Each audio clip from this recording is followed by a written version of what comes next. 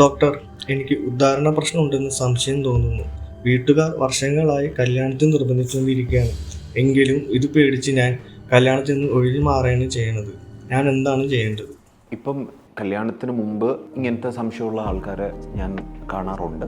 ആദ്യം തന്നെ ഞാൻ ഒന്ന് നിങ്ങളെ റീഷുവർ ചെയ്തോട്ടെ ദാറ്റ് ഈ പേരും പറഞ്ഞ് കല്യാണം കഴിക്കാണ്ടിരിക്കുകയോ അല്ലെങ്കിൽ കല്യാണത്തിൽ നിന്ന് ഓടിപ്പോകേണ്ട ഒരു ആവശ്യമില്ല. പക്ഷേ നിങ്ങൾ ചെയ്യേണ്ടത് ആദ്യം തന്നെ ഒരു പ്രോപ്പർ സെക്സോളജി ക്ലിനിക്ക് സമീപിക്കുക.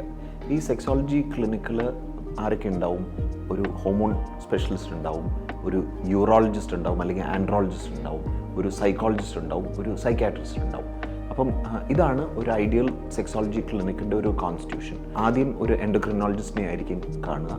ഡീറ്റെയിൽ ഹിസ്റ്ററി ടേക്കിംഗ് ഞങ്ങൾ ചെയ്യുമ്പം സാധാരണ കണ്ടുവരുന്നത് എന്താണ്?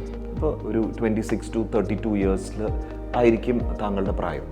അപ്പം ഈ ഒരു പ്രായത്തിൽ യൂഷ്വലി നമ്മൾ കണ്ടുവരുന്നത് ഇതൊരു ഉത്കണ്ഠ, ഒരു സൈക്കോളജിക്കൽ ഒരു ആങ്സൈറ്റി, അല്ലെങ്കിൽ ഒരു fear of satisfying the partner, അല്ലെങ്കിൽ നേരത്തെയുള്ള ചിലപ്പോൾ ഒരു പൊട്ട അനുഭവത്തിൽ നിന്നുള്ള ഒരു സ്പിൽ ഓവർ ആയിരിക്കാം. അപ്പോൾ ഇങ്ങനെയൊക്കെയാണ് ഞങ്ങൾ സാധാരണ ഈ ഒരു സമയത്ത് ഇങ്ങനെ ഒരു സംശയം വരുന്ന ആൾക്കാരിൽ ഞങ്ങൾ കണ്ടുവരുന്നത്.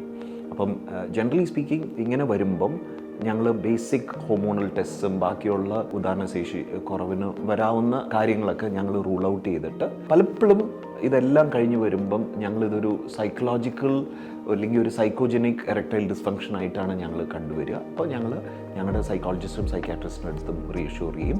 അപ്പോൾ അവർ നല്ല രീതിയിൽ കൗൺസിലിങ്ങും ഇതൊക്കെ കഴിയുമ്പോൾ ചിലപ്പോൾ കുറച്ച് മരുന്നുകളും വേണ്ടി വരുമായിരിക്കും. നല്ല രീതിയിൽ ഇങ്ങനെ പ്രശ്നമുള്ളവർ അവരുടെ കല്യാണം നടക്കുകയും ഭംഗിയായിട്ട് അവരൊരു ഫാമിലി റേസ് ചെയ്യും, അവർ നോർമലായിട്ട് ജീവിക്കാനുള്ള എല്ലാ സപ്പോർട്ടും നമുക്ക് തരാൻ പറ്റും.